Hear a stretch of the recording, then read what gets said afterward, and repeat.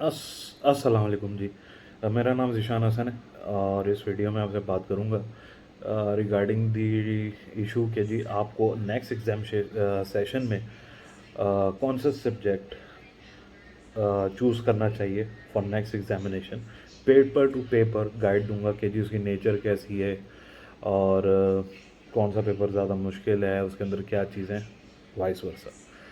तो जी शुरू करते हैं। सबसे पहले बात करते हैं परफॉर्मेंस मैनेजमेंट की F5 की। F5 कॉस्टिंग F2 का एडवांस पेपर है। इसके अंदर कॉस्टिंग की भी एडवांस टेक्निक्स पाई जाती हैं और इसके अंदर जो है वो कैलकुलेशन भी है, इसके अंदर थ्योरी भी है। ठीक है, और मोस्टली लोगों की इस पेपर को अटैम्प्ट करने में जान निकलती है, हालत टाइट होती है, हवा निकलती है। उसकी रीज़न क्या है? उसकी रीज़न ये है कि कैलकुलेशन के तो सारे चीते बन जाते हैं, लेकिन जो आपकी थ्योरी है उसकी प्रैक्टिस नहीं करते। या वो किट खोली, सॉल्यूशन पढ़े, दैट्स इट, किट का ही ऑडिट कर रहे हो।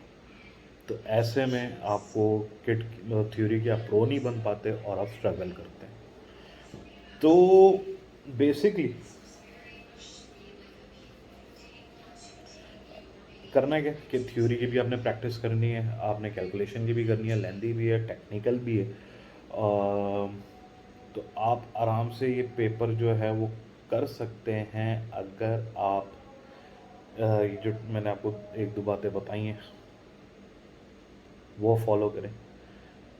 ये रीज़न है कि भी, और दूसरी बात है कि भी लोग कहते हैं थ्योरी नहीं आती, जबकि कभी कैलकुलेशन ज़्यादा आती है, कभी थ्योरी ज़्यादा आती है, कभी थ्योरी कम आती है, कभी कैलकुलेशन ज़्यादा आती है। यानी कि भाई मेरे टाइम पे मोर देन 60% थ्योरी थी, कैलकुलेशन कम थी।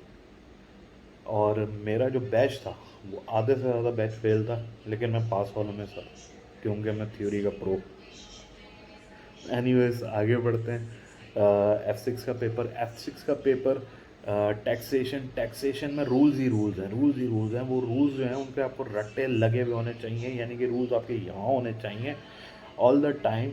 और वो किस तरह होंगे भाई? आपने रूल्स याद करने और प्रैक्टिस करनी है, रूल्स याद करने और प्रैक्टिस करनी है, रूल्स याद करने और प्रैक्टिस करनी है, दैट्स इट। अगर ये चीज़ कर ली तो ये पेपर आपके लिए पास करना इंतहाई आसान है, अदरवाइज ये उतना ही मुश्किल है।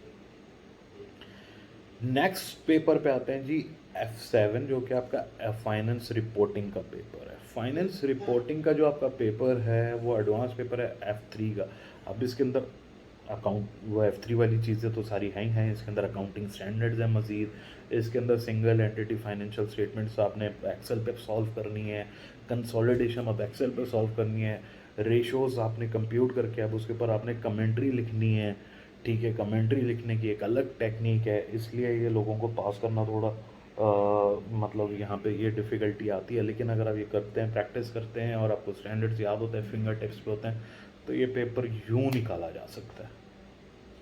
ठीक है, 60% MCQs हैं वो जहन में है, आपके कॉन्सेप्ट, आप आराम से इस पेपर को कर सकते हैं। नेक्स्ट पेपर हमारा आता है ऑडिट एश्योरेंस का, F8 का। ये अगेन, अब ये वो उन पेपरों में से जो के लोगों के लिए पास करना मुश्किल होता है। लोग डरते हैं, हवा टाइट होती है। क्यों? क्योंकि थ्योरेटिकल पेपर है। तो भाई ऑडिटिंग रूल्स आपके जहन में होने चाहिए, आइजाज आपके जहन में होने चाहिए, F7 कॉन्सेप्ट्स वाले भी आपके जहन में होने चाहिए। और फिर आपने थ्योरी की बाकायदा प्रैक्टिस करनी है। तो ये नहीं कि सोल्यूशंस रीड कर लिया, आपने प्रैक्टिस करनी है। एग्ज़ाम इन्वायरमेंट वाले, उसमें एग्ज़ाम के सॉफ्टवेयर पे आप प्रैक्टिस करो, तो जाके आपके लिए पेपर आसान होगा। अदरवाइज़ ये पेपर आपके लिए पास करना उतना ही मुश्किल है।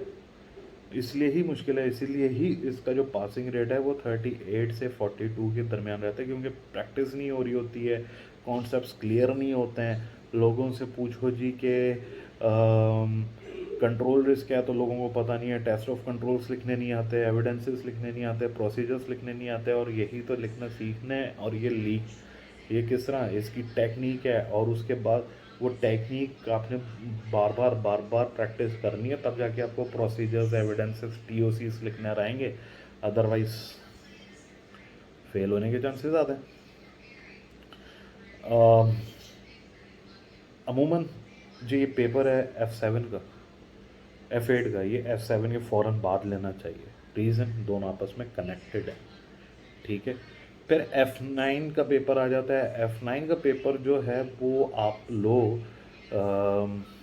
जब मर्ज़ी ले लें, लेकिन ये लेंदी भी है, ये टेक्निकल भी है। अगेन इसके अंदर कभी 50-50 का रेशियो है, कभी 60-40, कभी 40-60। इसके अंदर कॉस्टिंग भी है, इसके अंदर थोड़ा बहुत फाइनेंस भी है, इसके अंदर थ्योरी भी है, इसके अंदर कैलकुलेशन भी है। और लेकिन मज़ेदार पेपर है ये पेपर जो है। बंदा एटलीस्ट अपनी स्टूडेंट लाइफ में, मैं भी इस पेपर को पढ़ने में कभी बोर नहीं हुआ और अभी इसको पढ़ाने में भी मैं बोर नहीं होता। नेक्स्ट पेपर हमारा, अब प्रोफेशनल्स की बात शुरू होती है तो प्रोफेशनल पेपर्स में हमारा पहला पेपर आ जाता है स्ट्रेटेजिक बिजनेस लीडर। एक अलग ही नौयत का पेपर है भाई। पहला पेपर है जिसके अंदर 20 प्रोफेशनल मार्क्स हैं, 80 नॉलेज बेस्ड मार्क्स हैं। जो आपकी टेक्निकल नॉलेज है उसके ऊपर बेस पे उस पे 80 मार्क्स होते हैं। 10,500 वर्ड्स का 12 पेजेस पे एक बड़ा सिनेरियो होता है, पूरी कंपनी की सारी डिटेल्स आपको गिवन होती हैं। 5 क्वेश्चन होते हैं, 4-5 क्वेश्चन होते हैं और आपने 4 घंटे में पेपर करना होता है। इसके अंदर F1 भी आ रहा होता है, इसके अंदर थोड़ा बहुत F4 भी आ रहा होता है, इसके अंदर थोड़ा बहुत F8 भी आ रहा होता है। फिर SBL की अपना ही इसकी लंबी कोर्स आउटलाइन है। तो भाई वो कॉन्सेप्ट्स जहन में होने चाहिए और फिर आंसर्स किस तरह लिखने हैं, वो प्रोफेशनल मार्क्स किस तरह लेने हैं, क्योंकि उनको इग्नोर किए वगैरह पास नहीं हो सकते। तो वो किस तरह करना है वो आपको आना चाहिए, अदरवाइज़ आप स्ट्रगल करेंगे, ठीक है। तो ये है SBL के बारे में जनाब। उसके बाद आ जाता है आपका SBR, जो कि आपका corporate reporting, strategic business reporting, financial reporting का मोस्ट एडवांस पेपर और लास्ट पेपर।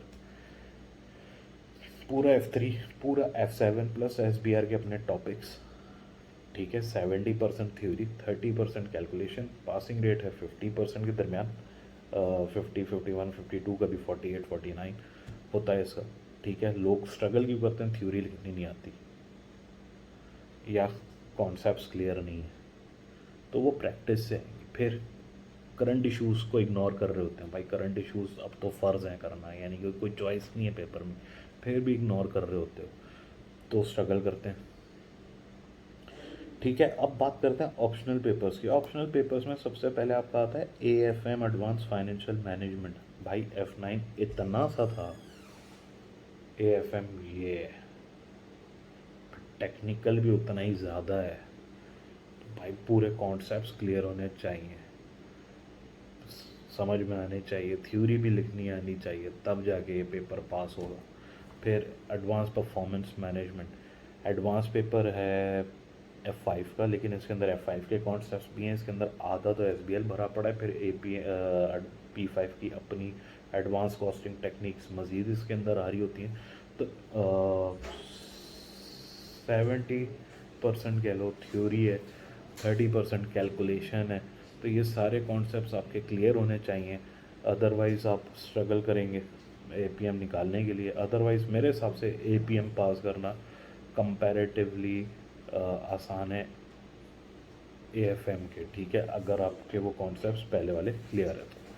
फिर बात करते हैं एडवांस्ड टैक्सेशन के। एडवांस टैक्सेशन, एडवांस पेपर है F6 का।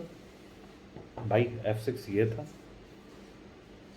एडवांस टैक्सेशन ये है। मज़ीद रूल्स हैं, मज़ीद कैलकुलेशन हैं, और वही कैलकुलेशन, रूल्स याद करने, कैलकुलेशंस करनी है, रूल्स याद करने, कैलकुलेशंस करनी है, करनी है। तो एग्ज़ाम करीब आ जाता है, कोर्स पूरा नहीं हुआ हुआ था, प्रैक्टिस पूरी सही तरह से नहीं हुई होती, इसलिए बंदा इस पेपर में स्ट्रगल करता है। अगर आप इसको मैनेज कर लेते हो तो एक भी पेपर पास करना मुश्किल नहीं है।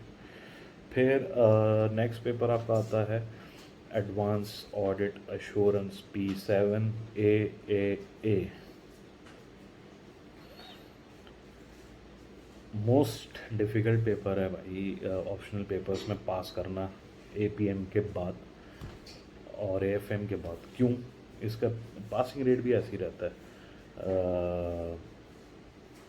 35%, 34%, 33%, 32%, हद हो जाती है 38, 39%। रीज़न ये, ऑडिटिंग स्टैंडर्ड्स लोगों को याद नहीं होता है, कभी SBR चीज़ें भूले हुए होते हैं, फिर राइटिंग टेक्निक है, एग्ज़ाम टेक्निक्स हैं, किस तरह आपने रिपोर्ट लिखनी है, किस तरह आपने एग्जामिनर को कम्युनिकेट करना है, प्रोसीजर्स किस तरह लिखना है, एविडेंस किस तरह लिखना है, रिपोर्टिंग में किस तरह आपने कम्युनिकेट करना है, इसमें आप स्ट्रगल कर रहे होते हैं और इस वजह से ये पेपर फेल हो रहा होता है। ठीक है, तो ये सारी चीज़ें आपने क्लियर करनी होती हैं, उसके बाद ये पेपर पास हो सकता है। अच्छा जी, लेकिन ट्रिपल SBR के जितनी जल्दी बात ले सकते हो उतनी जल्दी ले लो, क्योंकि SBR और ट्रिपल ए आपस में कनेक्टेड होते हैं। इसके अलावा अगर आपको मेरी कोई असिस्टेंस चाहिए, कोई सवाल है, तो इस वीडियो की कमेंट में आप मेरे से पूछ सकते हैं। और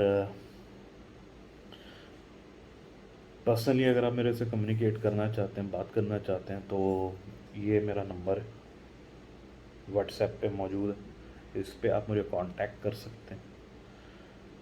तो बहुत जल्द नेक्स्ट व्लॉग में फिर मुलाकात होगी, तब तक के लिए अल्लाह हाफिज़।